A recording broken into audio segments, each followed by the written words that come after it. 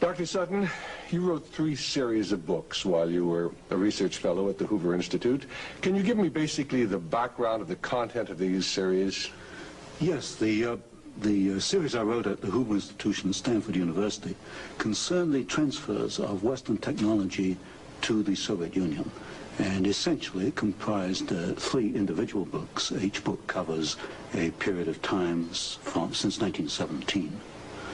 And then you wrote a second series of books on Wall Street. Yes, these were trade books. In other words, they're not academic books. They're written for the general public. They concerned the build-up of the 3 types of socialism: Bolshevik socialism in Russia, what we might call welfare socialism in the United States, and Hitlerian or National Socialism. And each book examines the financing and the contributions made by Wall Street, by international bankers, to the development of that specific form of socialism. Now, in your research and analysis, and your efforts to bring out the facts about what was going on in our society, did you encounter any effort to discourage you, to prevent you from bringing out the background of America's involvement in the financing of international communism? Yes, very definitely. For example, when I was at the Hoover Institution, in 1972, I went to Miami Beach to give some testimony before the Republican National Committee. And although a congressman had hand-delivered to the wire services this testimony, which was later printed, the wire services refused to transmit it to the newspapers. Then when I got back to the Hoover Institution in California, I was called into the office of the director, and I was told in no uncertain terms not to make any more speeches like that, and that this information should not be made public. This was the information that we were giving the Soviet Union the technology to develop its war potential? Oh yes, at that time we were in Vietnam, and as you know, the Soviets were supplying the North Vietnamese. This was 1972? 1972, yes. And for example, I knew that the Gorky plant, which was built by the Ford Motor Company, but the Gorky plant in Russia produces the Gaz series of vehicles. The Gaz vehicles had been seen on the Ho Chi Minh Trail. We were supplying equipment to the Gorky plant in the middle of the Vietnamese War, and these trucks were being used to carry ammunition supplies which were killing Americans. I thought this was morally wrong, and I said so at Miami Beach and at the Hoover Institution. And it was this type of information that was suppressed. And so what eventually happened as far as your activities at the Hoover Institution were concerned? Well, I didn't pay much heed to the warnings. I published a book called National Suicide in the following year, which summarized our assistance to the Soviets, our military assistance to the Soviets. And when that book came out, again, there was great pressure to stop the book. There was pressure on both the publishers and me personally. And I felt I couldn't take this, and a few years later I just left the Hoover Institution, and since 1975 I've been an independent author without any ties whatsoever. Let's go a little bit into the background of the financing of the German war machine that we fought in the period 1941 to 1945. Could we start, first of all, with the original financing of Hitler between 1922 and 1923, when he was first making his effort to come into prominence in Germany? The original financing of Hitler, that's in the years 1922, came only partly from Germany. One of the most prominent Americans concerned with financing Hitler was Henry Ford. In fact, Henry Ford received a medal in 1938 for his assistance to the early Nazi Party. Then, of course, Hitler had his attempted push in 1923. He went to jail, and then we begin another era in the rise of Hitler. Right, and of course he eventually came to power in 1933 by the electoral process. What about the financing of Hitler's electoral activities in 1933? This I can trace. I have traced it very exactly.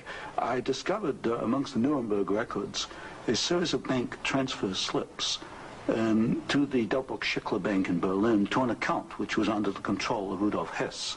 And this was the fund that was used to finance Hitler's access to power in March 1973. And amongst the corporations that transferred money to Hitler, I find not only R.G. Farben, which is quite widely known, but also German General Electric, AEG, which is under the control of General Electric in the United States, or was at that time, and companies like Osram and... Now, what was the tie-in between Osram and General Electric? The tie-in was a share tie-in. International General Electric in the United States had controlling interest in German General Electric, and also through share interlocks, a controlling interest in Osram in Germany. So then we have Ford and we have General Electric helping to finance Adolf Hitler's rise to power. Were any other large American corporations involved? Very definitely. Standard Oil, through its technical association with IG Farben, for example, Germany could not have gone to war in 1939 without tetraethyl. You need tetraethyl to raise the octane value of aviation gasoline. Germany had no means of doing that. This was developed in the ethyl laboratories in the United States and transferred to the Germans. Standard Oil came up with the hydrogenation idea, which was very essential for Germany in the 1930s, because to raise the quality of its gasoline for aviation purposes. This was transferred to the Nazis. And ITT, for example, International Telephone and Telegraph, was very intimately associated with the Nazis through Dr. Schroeder, who was head of the ITT subsidiaries in Germany. And ITT controlled companies which made not only electrical instruments, but also the Focke-Wulf plant, which made airplanes, fighter airplanes. So what you're suggesting then is that American corporations were helping to finance the German industry that was building up the war potential? American corporations, only a few, not many, financed Hitler through their subsidiaries. They transferred technology. They transferred material assistance, for example, stocks of tetraethyl before the Germans could manufacture it under the joint manufacturing agreement with the United States. And also they financed this. For example, Standard Oil financed in 1933 the development of the gasoline industry in Germany, which was needed to fight World War II. And that's a very interesting point. Could you go a little bit into the background of where Germany got its oil to fight the Second World War? Because certainly Germany doesn't have oil resources. Germany does not have oil resources, that's true.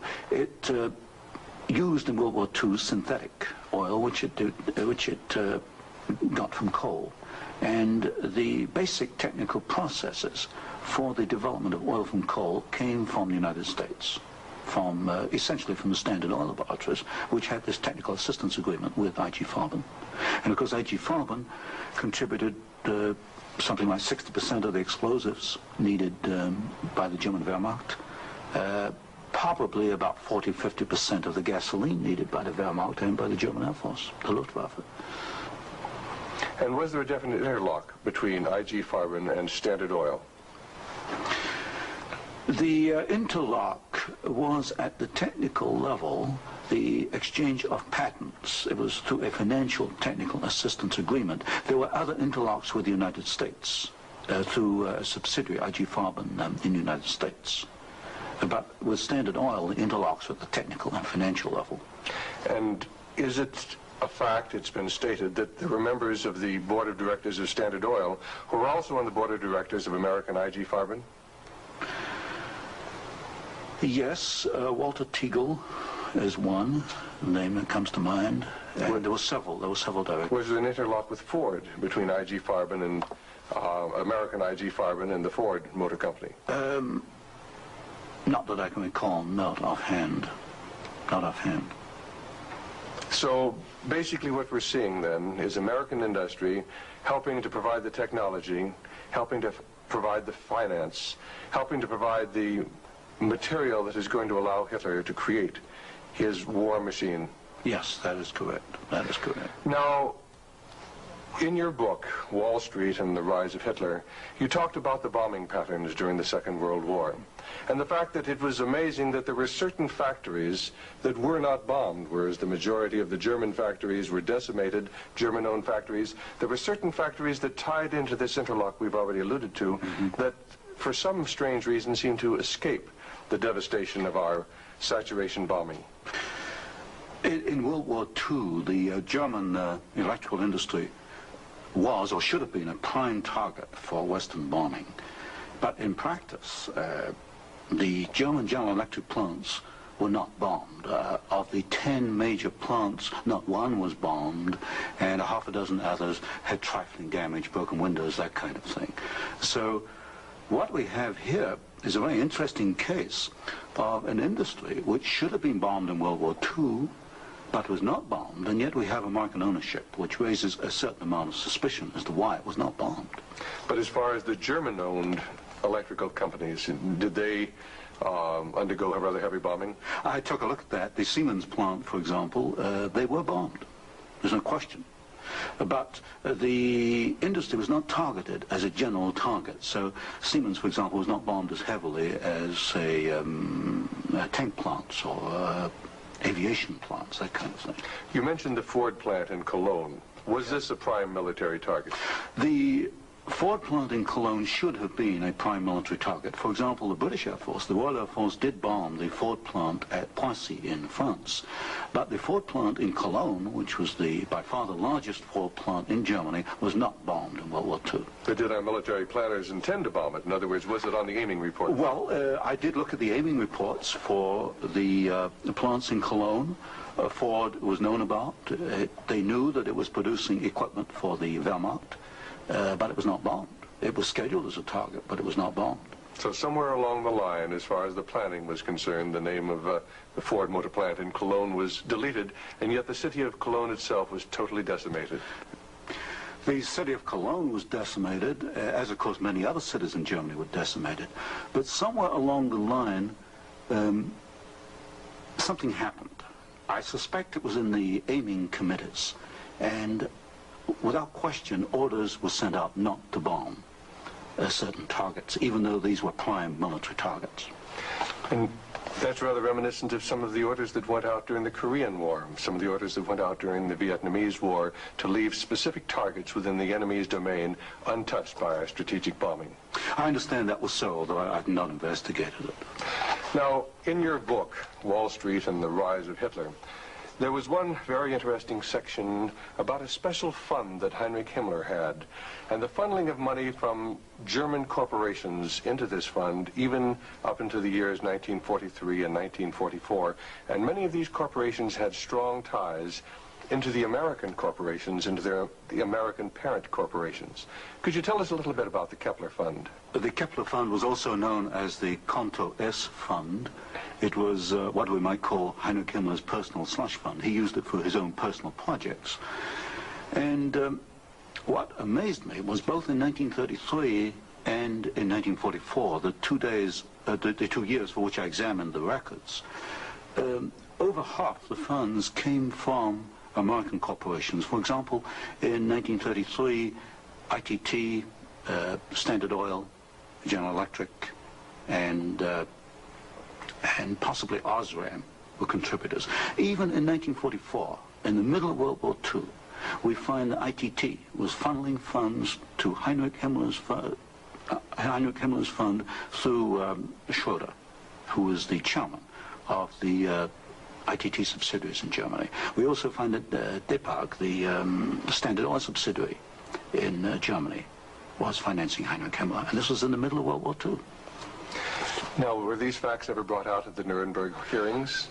They were never brought out at the Nuremberg hearings, although the documents do exist within the files, within the records. They have not been published, as far as I know. And you actually had access to these records? Yes, there's some 400 tons of these records available, and many of them were at the Hoover Institution, or copies were at the Hoover Institution, and that's where I found the original documentation. I think it's a tragic part of our history when the American public doesn't realize the interplay then between great American corporations and the financing, the funding of the Nazi movement. Now, I wanted to talk just a little bit about the Nuremberg trials, because at the Nuremberg trials, the Nazis, the Nazi war criminals, the Nazi generals were held specifically guilty for what transpired. Were there any Americans involved? Were any Americans indicted? Were any Americans convicted as far as the financing of the Nazi war movement? Very definitely not. I looked at the criteria for what we might call war crimes under the Nuremberg Tribunal. And there's no question in my mind that certain Americans well fitted the criteria which required indictment and trial. But no Americans were ever brought to trial. Do you think there was any conscious effort to conceal this fact, both from the Nuremberg War Tribunal and from the American public? Well, there was a conscious effort in the fact that these businessmen were very prominent in stating in 1946 that they had no knowledge of what Hitler was doing, and yet they were intimately involved with the build-up with Hitler. I suspect that this was not published in the media at the time, although I've not checked that. But certainly the role of American corporations and American businessmen in aiding Hitler has not been published. Now, what about the actual financing? What about the loans from large American banks, from large British banks, to Hitler's government in that period between 1933 and 1939, when Hitler was preparing for war? Well, you've got to go back a little earlier and look at what are known as the Young loans, which were very important because I think they brought about the economic collapse of Germany in 1933. That was the Young plan. This was Owen Young, who was, of course, chairman of General Electric. Here we got a man who actually made the loans as an officer of the United States government, which brought about the collapse of Germany in 1933, enabling Hitler to take over. And then subsequent to 1933, you get a series of loans. A very good one is Standard Oil, which loaned several $1 million, at least, to Germany to build up its aviation gasoline facilities. And there are other examples. Fine. Well, I'd like to get a little bit into the background of the financing of Bolshevism, because I think this is vitally important. And we can go back to the period after the Second Revolution, which was in October and November of 1917. The initial financing of Lenin's movement, how did it tie into the American corporations? Was there any American involvement in that period between 1917 and 1918, when Bolshevism was just beginning to get a foothold in Russia? Yes, there were several incidents. The most important is one involving Colonel William Boyce Thompson, who was the largest shareholder in the Chase Bank, which of course today is Chase Manhattan Bank. And I published in one of my books a copy of a cablegram which transferred funds from New York to Petrograd in December 1917, $1 million to be precise. And Colonel Thompson made the statement later that this $1 million was given to the Bolsheviks to consolidate. They had just begun to take over Russia. They only controlled Moscow and Petrograd at that time to aid the control that the Bolsheviks were extending in Russia. This is a very clear case. $1 million, American funds transferred through an American Wall Street intermediary to the Bolsheviks. And didn't you publish that document here in Wall Street and the Rise of Bolshevism? I published two statements. One is a copy of the cablegram, and the other is a copy of the news clip of the statement made by Colonel Thompson at that time that he had made this contribution. Now, why would an American capitalist, an American financier, help to aid Bolshevism? The only answer, and of course this puzzled me for years, you know, why? Why? Because we understand there to be an opposition. And the only answer I can come to is one of captive markets. The United States did not want another United States in the world. And of course, if you look at the world map, Russia is 2 or 3 times larger than the United States. Imagine this as another United States, as another competitor to the United States. What the United States wanted, or Wall Street wanted, was a captive market. And of course, socialism is a captive market because my earlier studies at Stanford University have brought out the fact that a socialist system cannot innovate. It's got to import innovation and technology from the West. And so I think the aim behind this was to encourage the development of Marxism and other types of socialism, because this would give these Wall Street bankers control of a world market, a captive market. At the end of the First World War, Russia was devastated by famine. And America sent a relief mission. It was the Hoover mission.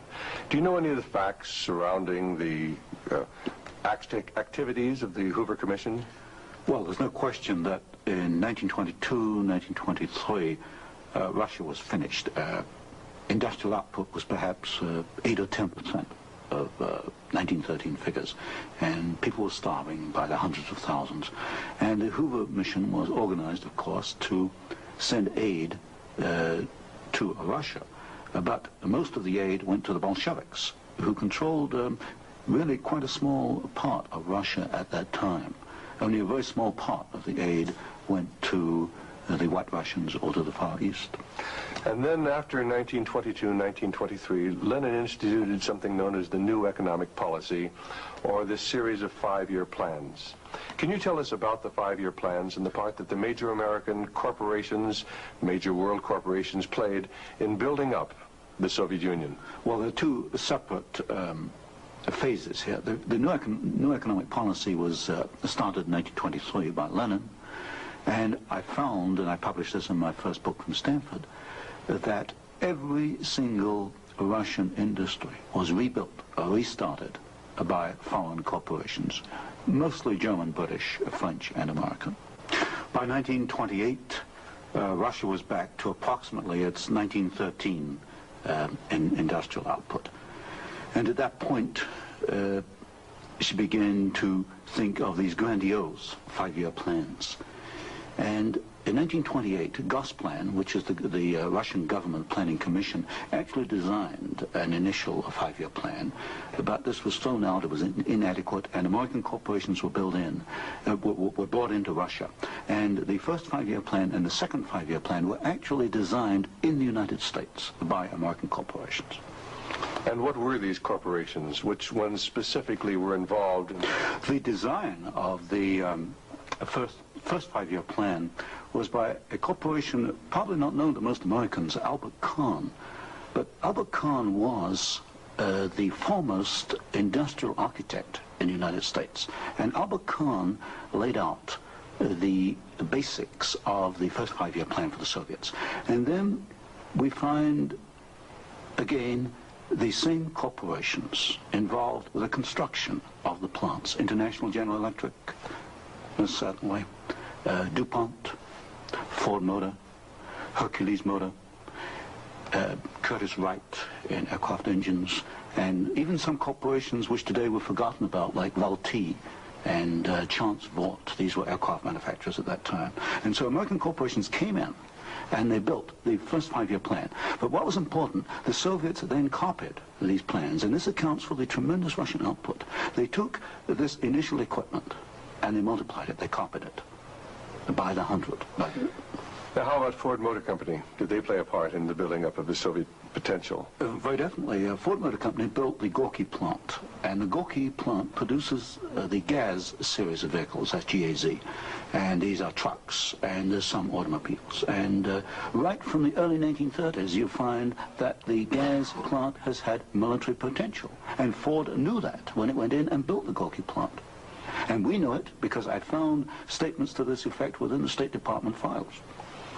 Sometimes we hear the name Averell Harriman. Did he play a part in building up the Soviet technology? Very definitely. In fact, Averell Harriman came out of the Soviet Union financially at a profit.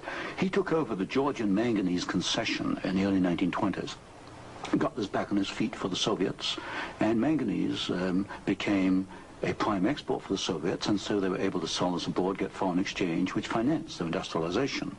And then they bought out Harriman about 1929, and Averell Harriman received as compensation $1 million more than he put in the first place.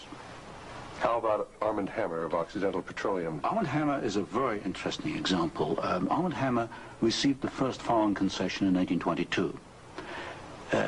In asbestos in the Ural Mountains. And he also conducted for the Soviets a number of other enterprises, right down to pens and pencil manufacturing, for example. But Armand Hammer is interesting because his father, although Armand Hammer today is chairman of Occidental Petroleum Corporation, his father was Julius Hammer, who in 1919 was Secretary General of the Communist Party USA, which emphasizes the argument I make throughout my books, that at the top level, there's no difference between your top communists and your top capitalists. They interlink. You've got Armand Hammer, chairman of Occidental Petroleum. His father was Secretary of the Communist Party USA in 1919. So it's basically a power grab. It's a power grab, an international power grab. Now, during the Second World War, why, Russia was pretty well decimated once again by German forces.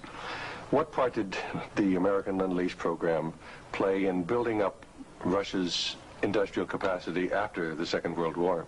Well, Lend-Lease built up Russia's capacity, modernized it, and expanded it during World War II. And there was some continuation all the way through perhaps to 1948, 1949. There was a program after Lend-Lease, which was supposed to be restricted to foodstuffs and industrial materials, but in effect, I checked the records in the warehouses in SUTTON, Maryland, I find that even after World War II, and this was against the intent of Congress, I suspect, there was a massive transfer of the latest industrial equipment to the Soviet Union under the so-called Lend-Lease program. Now, in 1948, there was a fascinating book came out by Major Racy Jordan, in which he talked about American aid to the communists as far as their ability to build nuclear weapons.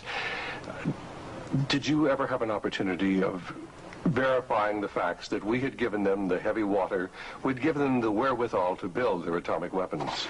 Well, as part of the work I was doing at Stanford, I did investigate the shipping documents for Lend-Lease, and I took a sample of these documents and I checked them against Major Jordan. And broadly, Major Jordan was correct within, say, about 5%. And Major Jordan, of course, made the charge that we had shipped materials to the Soviets, 1944, 1945, which were later used in their atomic program. There is no doubt. He is correct. We shipped heavy water, which is essential, but we shipped other items which are perhaps less obvious to the layman. We shipped, for example, aluminum tubes, and aluminum tubes are essential for atomic energy development. We shipped graphite, and graphite is another essential component. So generally, as far as I could check, and I checked the original government Lend-Lease document, General Major Jordan was correct. Now, as the years have gone by, of course, we see a growing Soviet nuclear threat. The Soviets now have MIRV missiles. Mm-hmm. Can you give a little of the background on how the Soviet Union, which really didn't have the technology to develop those MIRV missiles that threaten our cities today, how are they able to develop the MIRV capacity? Well, you've got to go back and look at how the Russians were able to develop a rocket, space technology anyway. What they did after World War II was American forces were held back for a while the Soviets occupied East Germany. They stripped East Germany. They took back the latest of the V-2 rocket technology from Peenemünde and other places. And the V-2 became the basis of the Russian space technology. Now, if you skip the intervening years, you will find when you come to the early 1970s that the Russians did not have the capability to MIRV their missiles. And in particular, they lacked the ability to produce the very precision, micro-miniature ball bearings that are needed for the control systems. There was only one company in the world, Bryant, Chuck and Grinder, which could make the machinery which machines the races within which these ball bearings run. And without those races, you just cannot make MIRV missiles in any quantity. You can make one off, but not in quantity. Bryant, Chuck and Grinder was allowed to ship to the Soviet Union 45 of these machines at a time when we only had 33 in the United States. But wasn't there any objection to doing this? I objected at Miami Beach in 1972. Other people objected, but the objections were squashed. And predominantly at fault here is Henry Kissinger and the incoming administration, the incoming Nixon administration. This was known, I'm sure it was known in DOD. If I knew it, then certainly DOD knew it. But the objections were squashed, and there was suppression of the information. And so once again we see America building up the military capacity, the nuclear threat from the Soviet Union. Well, this goes, when you talk about MIRVing of missiles, you're talking about a quantum jump in your military technology. Now, I'm not a military man, but to me, the ability to do that is a massive leap forward, and we enabled them to do it, and we did it knowingly and deliberately. During the Vietnamese War, the Soviet Union and the Eastern European satellites were the primary suppliers of war materials to the North Vietnamese who were killing American boys in South Vietnam. Would you comment on our aid and trade with the Soviet Union and with the Eastern European satellites during that period of time? Well, there's no question that the Soviets were the prime suppliers of military equipment and supplies to the North Vietnamese. Let me give you an example. the American pilots, as they flew over the Ho Chi Minh Trail, described the trucks that they were seeing as American trucks. Well, they were American trucks because they came from the Gorky plant, and Gorky was built by Henry Ford. And so you have the situation where we were, in effect, supplying both sides in the Vietnamese War. But the trucks were being built by the Soviet Union. However, were they getting any materials from the United States to help build those trucks? Yes, in the early 1970s, I know specifically of shipments of equipment into the Gorky plant while the war was going on, which in effect were aiding the Soviets to build more trucks to be used by the North Vietnamese. How about loans? Was America extending loans to the Soviet Union during this period when they were the primary financiers of the North Vietnamese? Yes. Beginning about 1970, there was a massive grant of loans to the Soviet Union. I'd say by about 1976, it must have totaled perhaps $40 billion outstanding. And so this, of course, these loans were used to enable the Soviet Union to purchase industrial equipment in the United States, and this industrial equipment was used to manufacture, in part, military supplies which were used against us in Vietnam. How about Russian shipping that was being used to ferry supplies to North Vietnam? Shipping is a very interesting example because the Soviets published a shipping register, about 6,000 ships, and I analyzed every one of these ships, both the origin of the technology of the ship itself, the hull, and the engine. Most of them are marine diesel engines. And I find that 60% of the Soviet merchant marine, which of course has military usefulness, 60% was built aboard. Only 40% in the Soviet Union, and that largely to Western design. But when you come to marine diesel engines, you find something really fascinating. You find that 80% of the marine diesel engines in Soviet merchant ships are Western engines, Burmeister and Wain of Copenhagen, Sulzer of Switzerland, Fiat of Italy, because that name has come up before. But the other 20% of marine diesel engines built in the Soviet Union are built to Western design under technical assistance contracts from Sulzer and Burmeister and Wain. So in effect, there could be no Soviet merchant marine without assistance from the West. How about the building of the Kama River plant? Kama River was built in the late 1960s, early 1970s. The basic design contract was let to the Italian firm of Fiat. Giovanni Agnelli is the chairman of the board. And this is important because Agnelli is tied in with Chase Manhattan Bank. He's on the International Advisory Committee of Chase Manhattan. What caught my attention was that Fiat does not manufacture automobile manufacturing equipment. All the Fiat plants in Italy contain American equipment.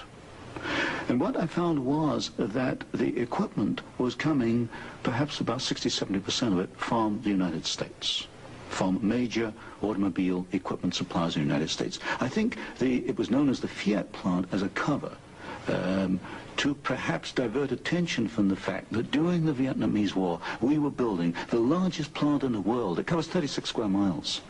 We were building for the Soviets, with American equipment, the largest plant in the world. And so it was called the Italian Fiat plant, and I think this was a blind.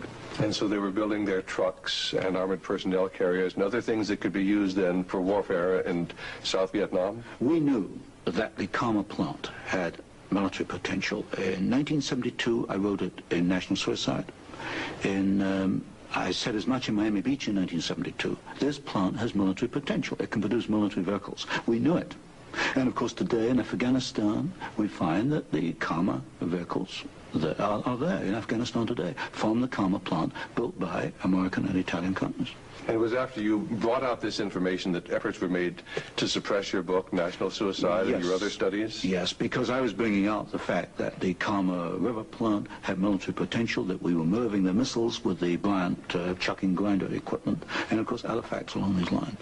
And what sort of pressure was brought to bear upon you? What sort of pressure was brought to bear upon the publisher of your book, National Suicide? There was pressure on the publisher to prevent publication, to stop publication. He refused to do so. There's pressure brought upon me first to withdraw the book, and then a rather deceitful sort of pressure. It was claimed at the Hoover Institution that I had plagiarized Volume 3 of my Western Technology series, which was being published by Stanford University. Well, firstly, I challenged them to point out the plagiarization, and nobody could find even 2 sentences that matched up. But then I pointed out that I cannot plagiarize my own work. I hold the copyright on both books, and nowhere in the world can I plagiarize myself. That's a logical impossibility. And then gradually it built up over the following years that my research was perhaps going a little out of what was perhaps required or welcome would be a better word, and it should be confined within more narrow boundaries. And at that point in 1975 I left the Hoover Institution, and since then I've become an independent author, and I can publish what I want to publish. Do you know of any other instances where efforts were made to suppress publication of books through the Hoover Institute? I know one example, one I was personally aware of, and that was Julius Epstein's book on Operation Keyhole, which is a very important book on the treatment of Russian prisoners of war in Germany after World War II. This book was in manuscript for several years, and he was not allowed to publish it. I heard that firsthand from Julius. Right, and eventually it was, of course, brought out. It was at a later point. Now, another example I can give is my own Western Technology series. The 3rd volume of that was held in galleys for 1 year. Now, it costs a lot of money to hold a book in galleys, because when a book is in galleys, you want to get it out on the market to start recouping your investment. That book was held in galleys for 1 year because it was not politically wise or acceptable to publish it at that time, even though it was an academic book. Now, you've done some fascinating studies on the Trilateral Commission. Can you tell us about the Trilateral Commission? The Trilateral Commission is a private organization founded by David Rockefeller in 1973. It was essentially financed by Rockefeller and some of the foundations, Kettering Foundation, Danforth Foundation, Ford Foundation. Ford Foundation was a very major contributor. And the stated objective is to encourage discussion amongst what they call the trilateral regions. I should point out that of the 300 members, 1/3 come from the United States, 1/3 from Japan, and 1/3 from Europe. But in effect, I find that the actions of the Trilateral Commission are very much self-interested on the part of the international banking community in New York. Now, as far as the Trilateral Commission's influence on the American government is concerned, it's been said that there is a very excessive representation of the Trilateral Commission in Jimmy Carter's cabinet and in Jimmy Carter's administration. Well, excessive is rather an understatement. I think there's some 200 million people in the United States. There are only 77 trilateral members who are American.